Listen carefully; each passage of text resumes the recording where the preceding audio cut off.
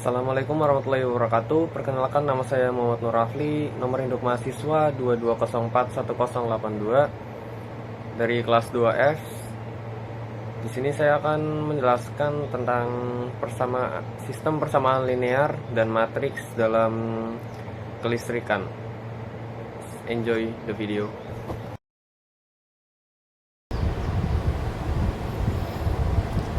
Atau dalam bentuk matriks dapat ditulis sebagai berikut.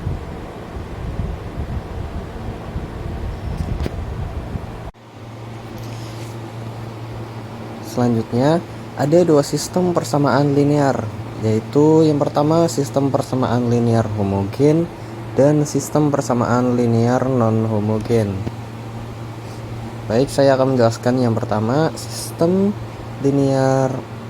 persamaan linear homogen. Sebuah sistem persamaan linear dikatakan homogen jika semua suku konstan sama dengan 0, yakni sistem tersebut mempunyai bentuk seperti berikut. Tiap-tiap sistem persamaan linear homogen adalah sistem yang konsisten karena x1 sama dengan 0, x2 sama dengan 0, xn sama dengan 0 selalu merupakan pemecahan. Pemecahan tersebut dinamakan pemecahan trivial atau trivial solution. Jika ada pemecahan lain, maka pemecahan tersebut dinamakan pemecahan tak trivial atau yang bisa disebut non-trivial solution. Karena sistem persamaan linear homogen selalu mempunyai solusi trivial, maka hanya terdapat dua kemungkinan untuk pemecahannya, yakni yang pertama, sistem tersebut hanya mempunyai pemecahan trivial, atau yang kedua, sistem tersebut mempunyai tak terhingga banyaknya pemecahan tak trivial. Baik, perhatikan kasus khusus sistem persamaan linear homogen dengan dua persamaan dan dua bilangan tak diketahui berikut. Grafik dari persamaan tersebut adalah garis yang melalui titik asal atau origin, dan solusi trivial yang bersesuaian dengan titik perpotongan juga berada pada titik asal tersebut. Bisa dilihat pada gambar 1.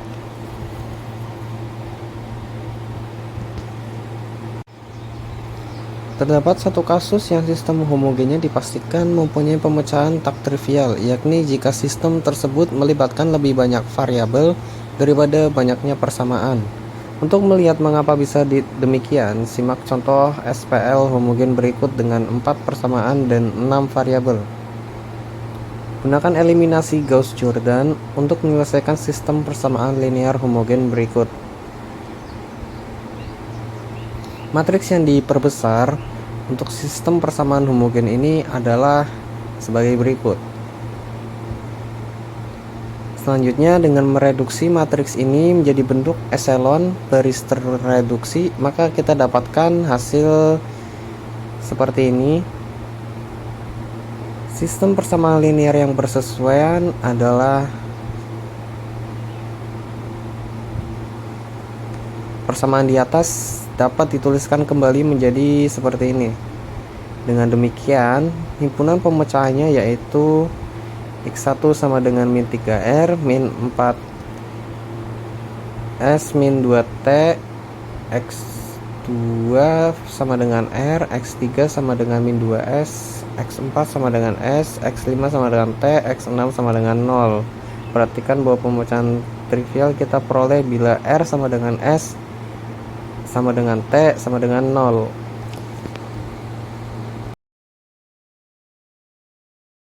Yang berikutnya, SPL non-homogen. Perbedaan SPL homogen dengan SPL non-homogen terletak pada nilai ruas kanan. Untuk SPL homogen, nilai ruas kanannya itu 0 semua. Sedangkan SPL non-homogen, nilai ruas kanannya berupa konstanta. Sedangkan persamaan keduanya yaitu nilai determinan mempengaruhi solusi akhir sistem persamaan linearnya. Bentuk umum sistem persamaan linear 3 variabel non-homogen sebagai berikut. Untuk mempermudah proses eliminasi Gauss-Jordan, koefisien A plus min A33 diubah menjadi A min I, sehingga terbentuk matriks augmentasi sebagai berikut. Solusi SPL terdapat dua kondisi dengan tiga solusi SPL TV non homogen, yaitu yang pertama determinan A tidak sama dengan 0, maka SPL non homogen mempunyai solusi tunggal. Yang kedua, determinan A sama dengan 0, maka SPL non homogen mempunyai dua kemungkinan, yaitu solusi banyak dan tidak mempunyai solusi. Solusi tunggal yang dimaksud di sini yaitu setiap variabel X, Y, dan Z mempunyai nilai masing-masing. Tunggal tidak berarti ketiga nilai variabelnya harus sama.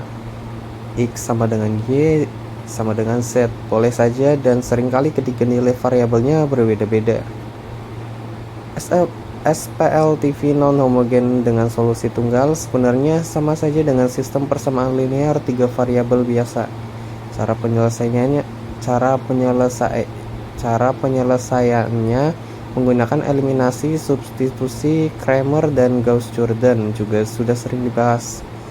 Oleh karena itu, saya hanya akan menjelaskan secara singkat contoh soal SPL TV non homogen untuk solusi tunggal. Berikut contoh soal solusi tunggal. Yang pertama, tentukan solusi sistem persamaan linear berikut ini.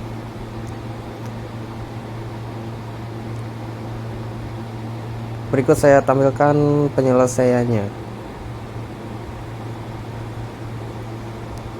Jadi penjelasannya, variabel X, Y, dan Z mempunyai nilai, maka SPL TV non homogen ini mempunyai solusi tunggal.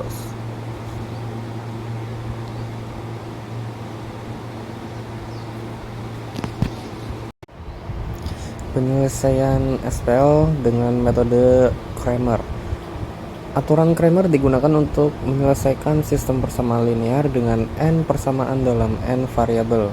Dasar metode ini adalah matriks dan determinan, sehingga kita perlu memahami kedua konsep tersebut terlebih dahulu untuk dapat menerapkan aturan Cramer dalam mencari solusi suatu sistem persamaan linear.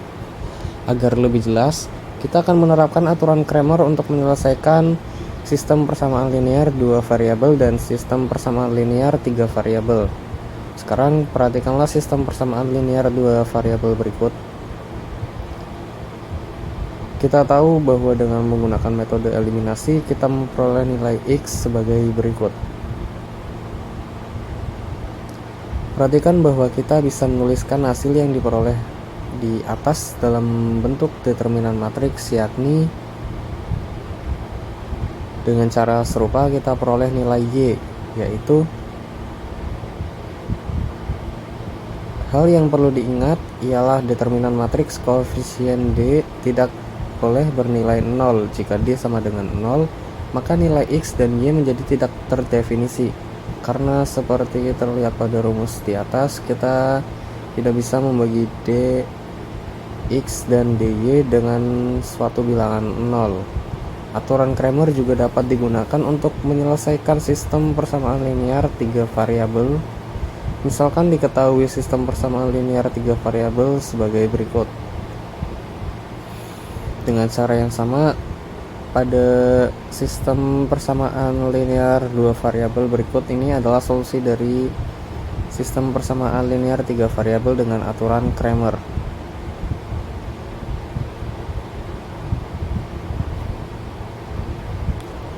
Baik, berikut contoh sistem persamaan linear dua variabel dengan menggunakan aturan Cramer. Di sini ada contoh 2x min 3y sama dengan min 13, x plus 2y sama dengan 4. Pembahasan sistem persamaan linear dua variabel dalam soal di atas dapat dinyatakan dalam bentuk matriks, yakni sebagai berikut. Dengan demikian kita peroleh hasil berikut ini. Berdasarkan aturan Cramer, kita peroleh hasil seperti ini. Jadi nilai X dan Y yang mempunyai sistem persamaan linear dua variabel di atas yaitu X sama dengan min 2 dan Y sama dengan 3.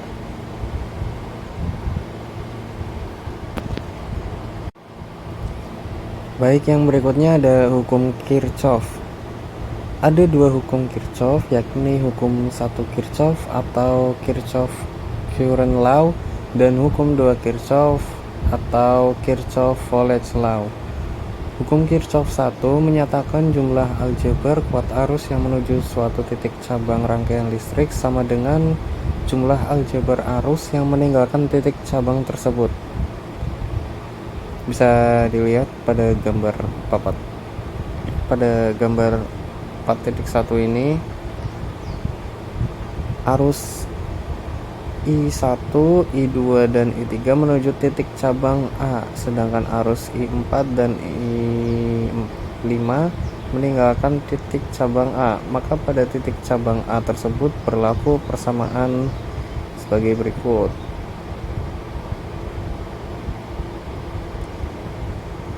Yang kedua, hukum 2 Kirchhoff menyatakan jumlah aljabar penurunan tegangan voltage drop pada rangkaian tertutup atau loop menuruti arah yang ditentukan sama dengan jumlah aljabar kenaikan tegangan voltage rise-nya atau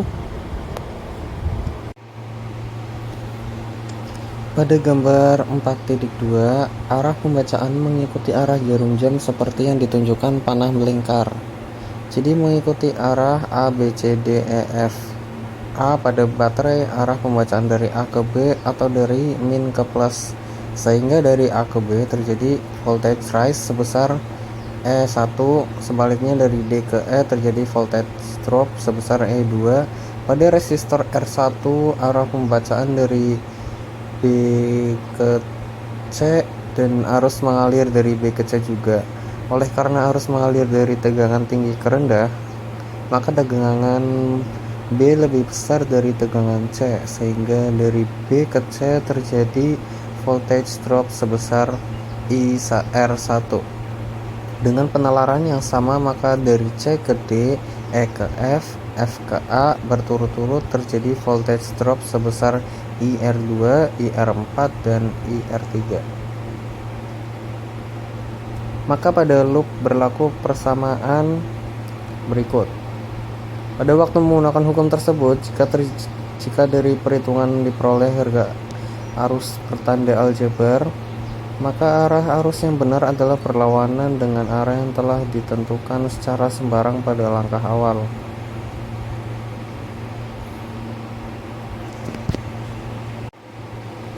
Berikut saya tampilkan penerapan dan beberapa penyelesaiannya.